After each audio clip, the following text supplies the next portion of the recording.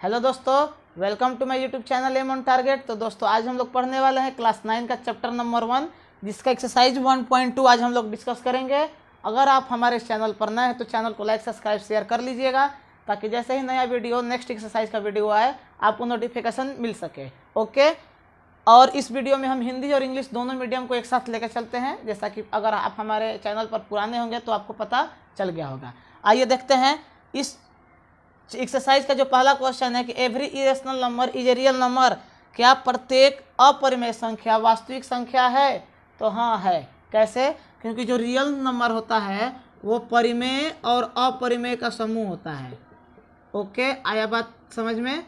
अगर आपने हमारा बेसिक वाला वीडियो नहीं देखा है तो आप जाइए और पहले उसे देख लीजिए, क्योंकि वहाँ पे मैंने बताया है कि परिमेय संख्या क्या है और अपरिमेय संख्या क्या है। तो इसमें आपका जवाब हो जाएगा ट्रू। क्यों? क्योंकि परिमेय संख्या और अपरिमेय संख्या के समूह को ही वास्तविक संख्या बोलते हैं। ओके, चीज़ें क्लियर हुई? मैं इसे यहाँ पे मिटा देता हूँ। मैं चीज़ों को धीरे धीरे समझाऊंगा ताकि आप अच्छे से समझते हुए चले। Okay, next B number, every point on the number line is in the form of root m where m is a natural number. कुल मिलाकर इसका कहने का मतलब यही है, क्या हम किसी संख्या को जो प्राकृतिक संख्या हो, ठीक है, रूट एम के रूप में लिख सकते हैं। देखिए, प्राकृतिक संख्या क्या होता है? जो 1 से स्टार्ट हो, 1 2 3 4 5 6 ऐसे चलता है। मान लीजिए रूट 4, तो क्या इसे हम नंबर लाइन पे दर्शा सकते हैं? हाँ, दर्शा सकते हैं, क्योंकि इसको जब तोड़ेंगे तो आएगा 2। अब 2 को आप नंबर लाइन पे दर्शा सकते हैं। अब आप बोलेंगे कि नंबर लाइन क्या होता है भाई? ठीक है भाई, देख लीजिए, वो भी देख लीजिए। आप लोग जीने नहीं देंगे लग रहा है। देखिए, ये 0 1 2 3 4 5, इधर -1 -2 -3 -4 ऐसे ही चला जाता है। इसी को बोलते हैं नंबर लाइन। अब 2 आया था तो 2 को आप यहाँ पे दर्शा के दे देंगे 2 और 0। क्यों? क्योंकि y 0 है, y कुछ नहीं है तो क्या है? 0, और x के जगह पे क्या है? अब आप बोलेंगे x y क्या है, तो आप उसके लिए पॉलिनोमियल वाला चैप्टर का वीडियो देखिए। अब अगर मैं हर चीज़ को यहाँ पे एक्सप्लेन करने लगूंगा तो फिर लेट हो जाएगा और बहुत बड़ा वीडियो बन जाएगा। तो रूट एम को रूट 4 तो लिख सकते हैं, मतलब 2 लिख सकते हैं। रूट 4 को जब हम तोड़ेंगे तो क्या होगा? 2। लेकिन क्या आप मुझे एक बात बताइए, क्या -√4 को आप दर्शा सकते हैं नंबर लाइन पे? तो नहीं, क्योंकि माइनस में अंदर नहीं रहना चाहिए। तो इसीलिए ये आपका जो जवाब है वो हो जाएगा फॉल्स। फॉल्स मतलब असत्य। ओके, ये ट्रू मतलब सत्य। मैं एक बार फिर बता रहा हूँ, रूट एम को तो दर्शा सकते हैं, लेकिन रूट एम में जो एम है, मतलब नेचुरल नंबर जो संख्या है, वो माइनस में अगर रहेगा तो क्या हम दर्शा पाएंगे? नहीं। उसके लिए हमें किसी भी हाल में जो रूट में संख्या है वो पॉजिटिव ही चाहिए, तभी हम उसको तोड़ के बाहर निकाल पाएंगे। ओके, चीज़ें क्लियर हुई? नेक्स्ट क्वेश्चन पे देखिए, बोल रहा है क्या every real number is an irrational number. मैंने पहले ही क्वेश्चन में बताया कि जो रियल नंबर है वो किसका समूह है? परिमेय संख्या मतलब रेशनल नंबर, और अपरिमेय संख्या मतलब इरेशनल नंबर। तो इसमें बोल रहा है कि क्या एवरी रियल नंबर मतलब प्रत्येक वास्तविक संख्या इज ए इरेशनल नंबर। नहीं भाई, क्योंकि ये नहीं होगा, फॉल्स होगा। क्यों? क्योंकि इसका कहने का मतलब है क्या अपरिमेय ही होगा? नहीं, अपरिमेय कहाँ होगा? परिमेय और अपरिमेय दोनों होता है। ओके, आइए इसको भी करते हैं फॉल्स मतलब असत्य। मैं फिर से बोल रहा हूँ, अगर आपने बेसिक वाला वीडियो नहीं देखा है तो जाइए प्लीज़ देखिए, नहीं तो ये सब चीज़ें आपको टफ लगेंगी। आइए आगे आते हैं, क्वेश्चन नंबर 2 डिस्कस करते हैं। आइए दोस्तों, क्वेश्चन नंबर 2 डिस्कस करते हैं। मैं पहले क्वेश्चन पढ़ के आपको क्वेश्चन समझा रहा हूँ। ओके, उसके बाद मैं सॉल्व करूंगा। बोल रहा है are the square root of all positive integers irrational? If not, give example of the square root of a number that is a rational number. मतलब इसका कहने का क्या, पॉजिटिव इंटीजर्स मतलब इंटीजर्स में दोनों शामिल हो जाते हैं, प्लस वाला भी और माइनस वाला भी। लेकिन यहाँ पे क्वेश्चन में मेंशन कर दिया है कि आप केवल पॉजिटिव देखिए, मतलब प्लस वाला देखिए। ओके, तो आपको ये बताना है कि क्या पॉजिटिव इंटीजर जितने होते हैं वो सभी इरेशनल होते हैं अगर नहीं तो आप एग्जाम्पल में बताइए कि वह कौन ऐसा इरेशनल है जो अपरिमेय ना होके परिमेय है। ओके, चीज़ें को मैं फिर से क्वेश्चन को समझा रहा हूँ। बोल रहा है कि आप कोई संख्या बताइए जो अपरिमेय होते हुए भी परिमेय है। क्लियर, एक लाइन में चीज़ों को समझिए। फिर से बता रहे हैं कि जो जितना भी इंटीजर्स है, देखिए जैसे कहने का मतलब यहाँ पे मैं आंसर में ही सीधे बता रहा हूँ, √3, √5 और √7 ये क्या है, ये अपरिमेय है।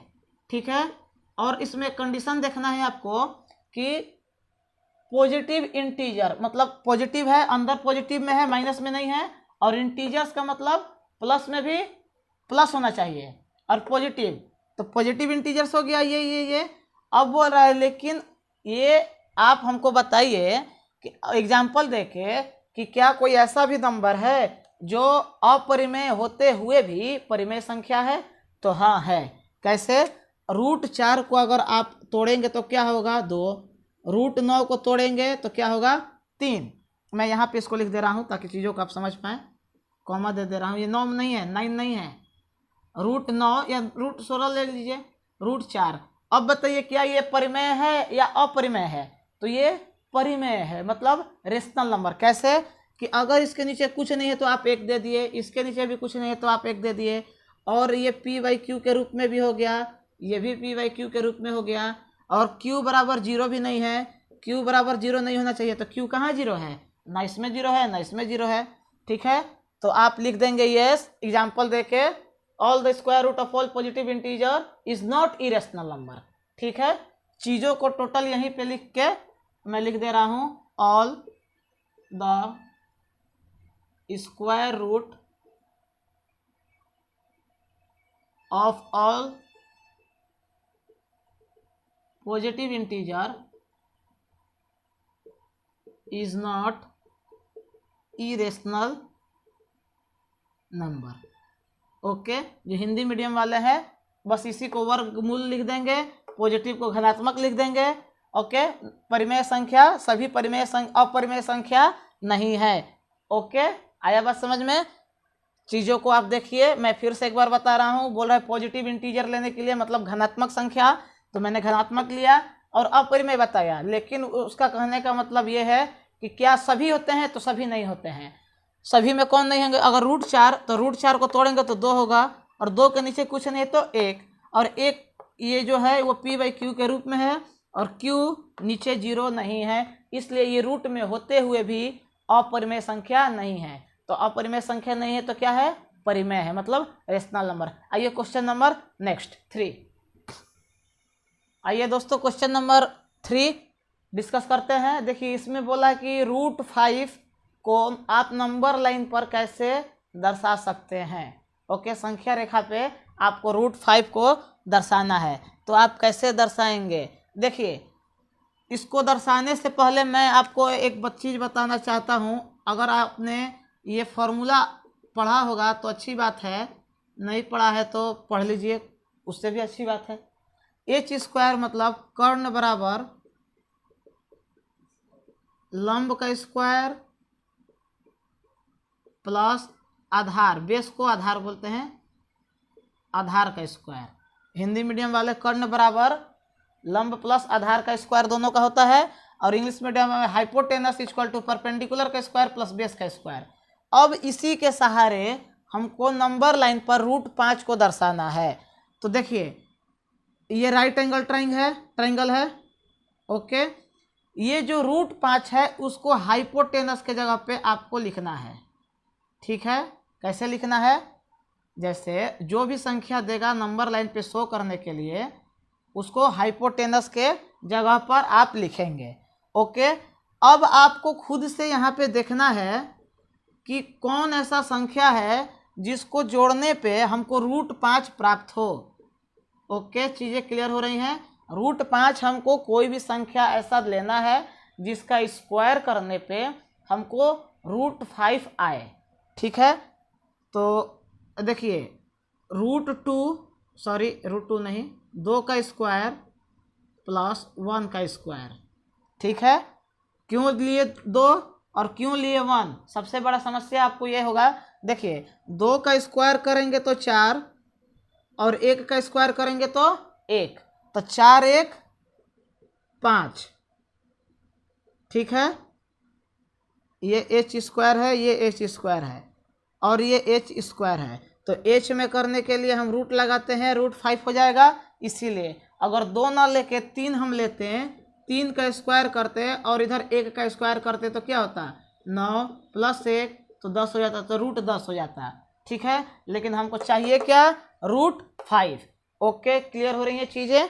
देखिए अब आप सोचेंगे कि ये सब क्यों कर रहे हैं, ये सब हम इसलिए कर रहे हैं ताकि हमको ये लंब और आधार मिल सके। तो लंब हमारा क्या हो गया, परपेंडिकुलर 2 और बेस क्या हो गया, मतलब आधार 1।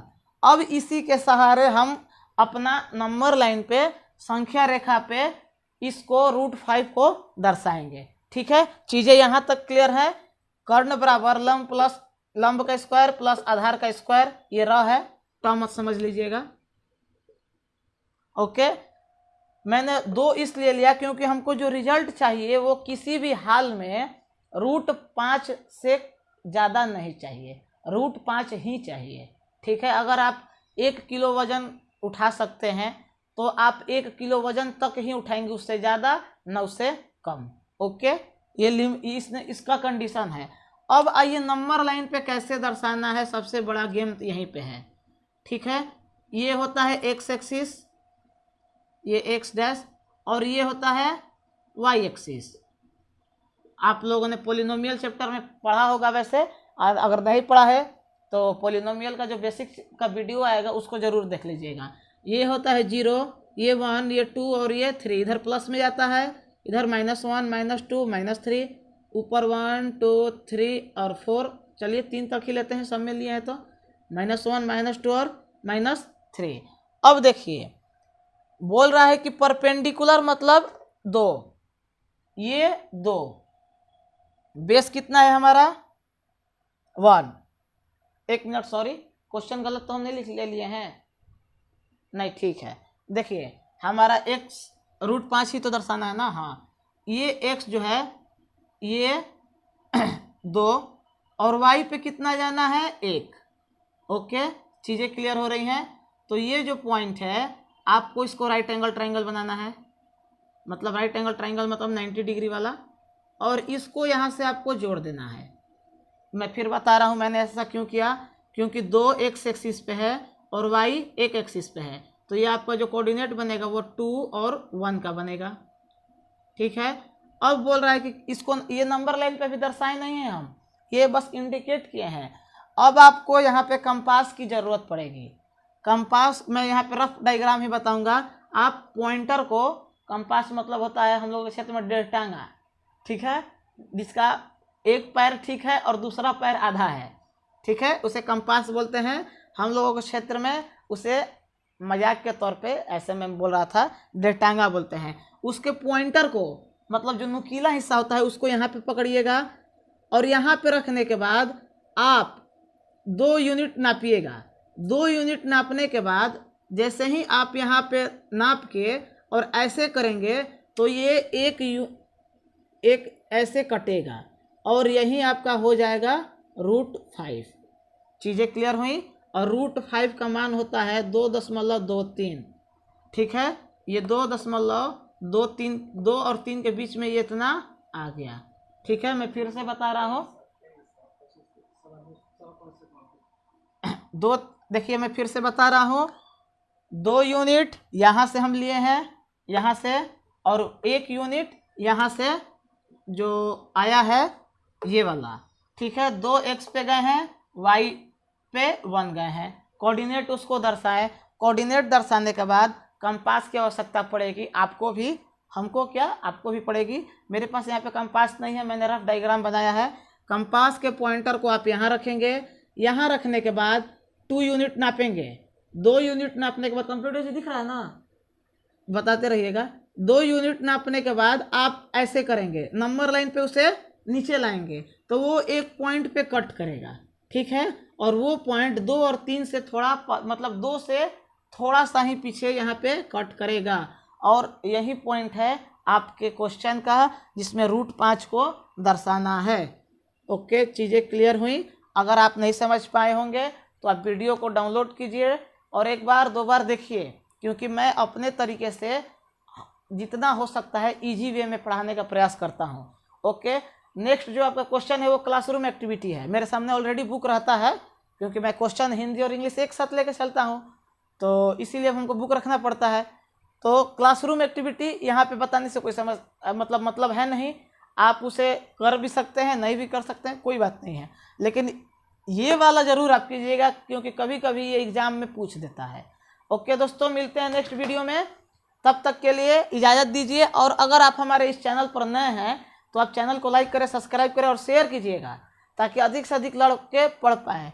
और एक बिहार बोर्ड वाले लड़के ध्यान देंगे, अब मिटाते हैं इसको, जो इस बार मैट्रिक की परीक्षा दे रहे हैं हमारे इसी चैनल पे जो 10वीं की परीक्षा देने वाले हैं मैट्रिक का, ऑल सब्जेक्ट मतलब जितना भी आपका विषय है उसके प्रत्येक पाठ का,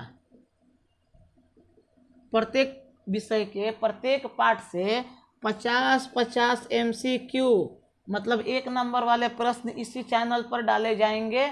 उसका प्लेलिस्ट अलग होगा, ठीक है?